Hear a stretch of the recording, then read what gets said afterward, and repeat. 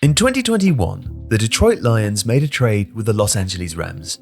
Analysis of the trade at the time focused on a number of draft picks intended to help the Lions rebuild for the future. But buried in the conversation was reference to Jared Goff, an LA Rams quarterback who was included in the trade and drafted first overall in 2016. Analysts weren't sure if Goff would play a role in the Lions' future, and the player was even booed by fans early in his tenure. But 3 years later, fans in Detroit have started to chant Goff's name, and the Lions are now among the favourites to make their first ever Super Bowl. All of which begs the question, how exactly did Jared Goff and the Lions turn each other around? Jared Goff grew up in Novato, California, the son of a former Major League Baseball catcher. A boyhood 49ers fan, at high school, Goff wore number 16 in homage to Joe Montana. At Cal, Goff started every game and went 14-23. He entered the 2016 draft as one of the top quarterback prospects, respected for his savvy, coolness in the pocket, and arm talent.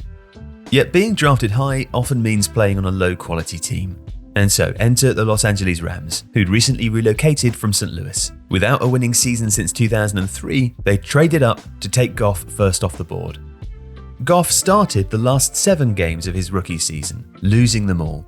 The Rams finished 4-12 and ranked last in points scored. But things were quickly changing. In January 2017, the Rams made 30-year-old Sean McVay the NFL's youngest head coach in the modern era. His 3 years as Washington's offensive coordinator earned McVay a reputation as an innovator and a quarterback whisperer. With McVay scheming receivers open, Goff was in a good place, surrounded by all-pro talent and newly acquired veterans. The 11-5 Rams were the NFL's highest scoring offense and powered into the playoffs for the first time since 2004. And while they did lose on wildcard weekend, the team were on the road to relevance. Goff recorded career highs in 2018 as the Rams went 13-3 and reached the Super Bowl. Lying in wait were the New England Patriots, 17 years to the day that Bill Belichick and Tom Brady shut down the free-scoring St. Louis Rams. And now it was Goff's turn to suffer against the duo on the bigger stage. Flustered by Belichick's defense, Goff completed just 50% of his passes. That season, including the playoffs, the Rams averaged 34.6 points a game, but they could only muster a field goal in a 13-3 defeat. "It's the toughest loss I've ever had," Goff said. "It kills. It's terrible. It's a game I wish I could have played better. I wish I could have a million plays back." Now, Los Angeles picked up his 5th-year option and inked Goff to a new 4-year extension. But for the first time in his career, Goff regressed, as the Rams went 9-7 in 2019. And this wasn't really part of the plan. In 2020, Stan Kroenke's dream became reality as the Rams moved to the SoFi Stadium with a $5 billion price tag, all of which meaning on-field success wasn't optional. Where once there was harmony between Goff and the intense McVay, now there was open contempt. During a Week 12 defeat to the 49ers, Goff threw 3 interceptions. Afterwards, McVay called him out in the locker room. Quote, "Our quarterback has to take better care of the football," he told reporters minutes later.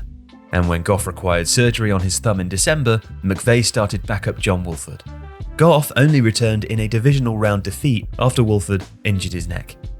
And 2 weeks later, the Rams stunned football. Sensing their Super Bowl window, they traded for quarterback Matthew Stafford, sending Goff and multiple picks to Detroit.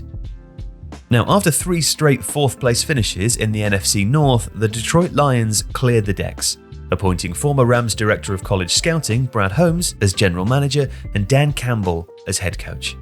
And Campbell set about an aggressive culture change. He also backed Jared Goff, saying he's tough, he's durable, and most importantly, he's a winner. But unfortunately, things didn't start well. Goff had 10 losses and 1 tie in his first 11 starts in Detroit, and he was booed and benched during one blowout loss during that stretch.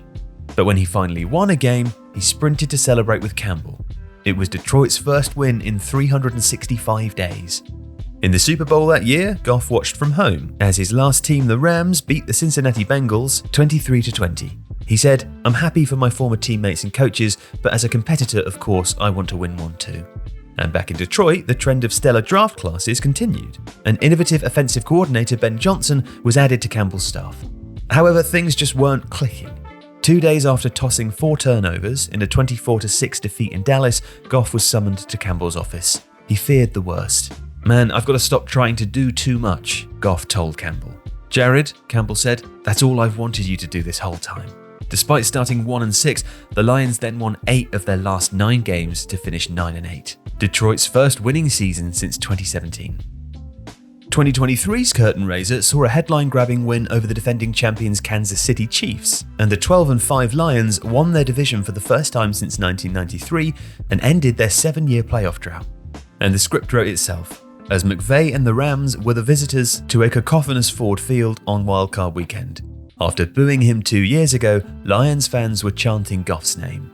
With Eminem in attendance, a surgical Goff was turnover-free to spoil Stafford's homecoming in a frantic 24-23 victory, Detroit's first in the postseason since 1991. In the locker room afterwards, Campbell handed over a game ball to his quarterback saying, "Good enough for Detroit, Jared Goff."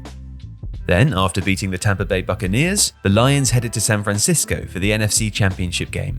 Leading 24-7 at halftime, Detroit lost, in equal parts due to self-inflicted wounds, a miracle ladybird catch by 49ers receiver Brandon Ayuk, and Campbell's high-risk, high-reward mantra. "But that's who we are," Goff said afterwards.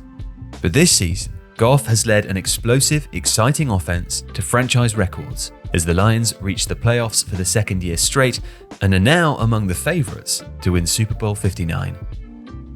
If you like this video, please consider subscribing to the channel. The Athletic is home to the best team of sports writers, reporters, and analysts in the world, offering exclusive stories and unrivaled insight. You could try The Athletic for free for 30 days by clicking the link in the description.